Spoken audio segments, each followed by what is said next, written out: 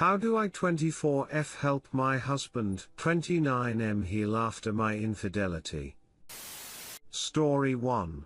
To preface, Reddit does not take kindly to cheaters. I know this. What I did was wrong in every way. There were contributing facts to my infidelity, but they are not excuses.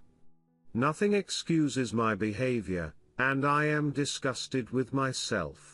After a long-term 5 years emotional relationship with a male friend and a brief third base encounter nearly a year ago, I cheated on my husband for a period of about 3 weeks. My husband and I have been married 5 years. I ended the relationship with the male friend, and I confessed to my husband. This was a month ago? He was of course furious. Then the actual emotional pain set in. He didn't ask many questions, and after avoiding me for a few days, our behavior went back to normal. Better than normal, actually. Like back when we were dating. He has brought it up once since then, just a small offhand comment letting me know it hasn't just disappeared. I know he is hurting and obviously doesn't trust me. My heart hurts so much at what I did him. Words cannot express my remorse. I hate myself for what I did to him, and I love him so dearly. I want us to have a healthy, close relationship. I am grateful he is choosing to forgive me and work through this.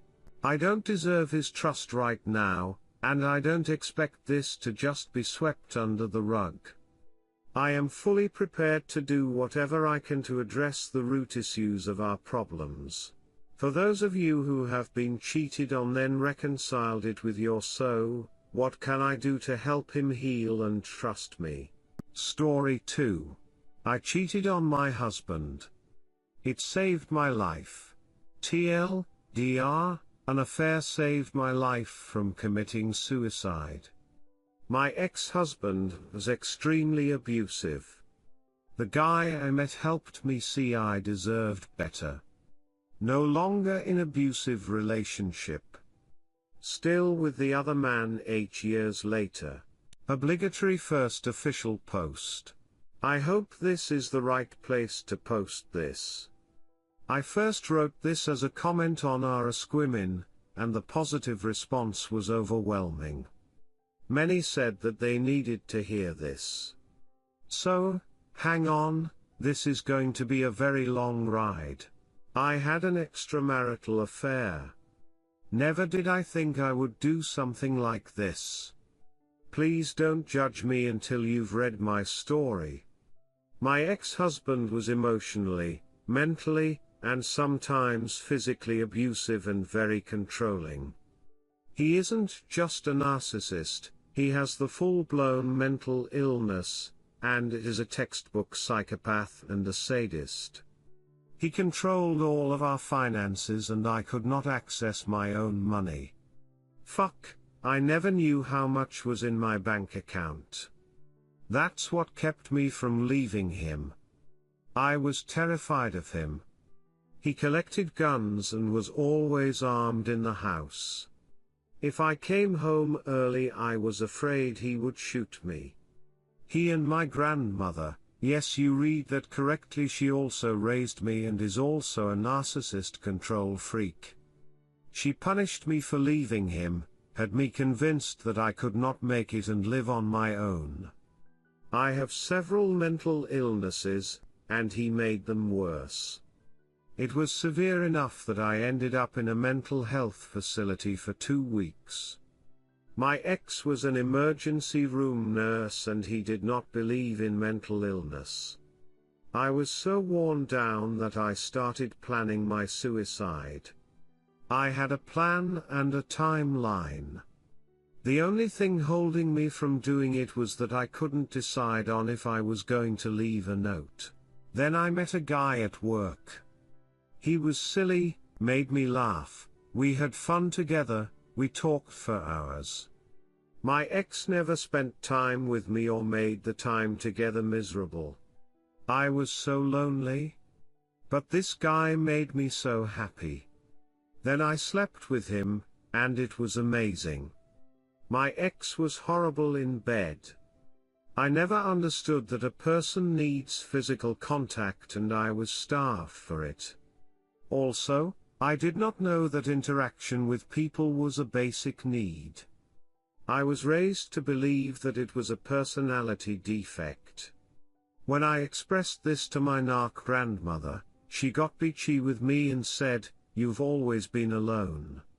You should be used to it by now." A note before I continue. I was severely abused, neglected and manipulated for my entire life. I could write a docking book. Another story for another day.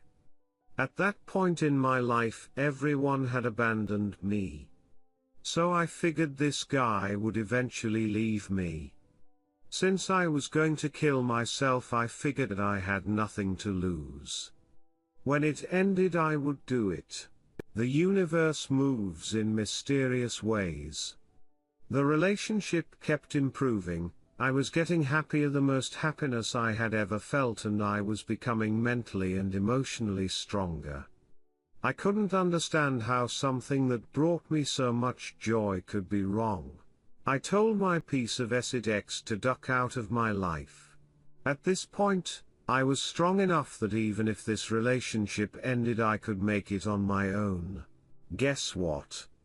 That guy, we've been together for 8 years and we still love each other so much. One of these days we will get around to getting married. To those of you who have stayed with me, thank you.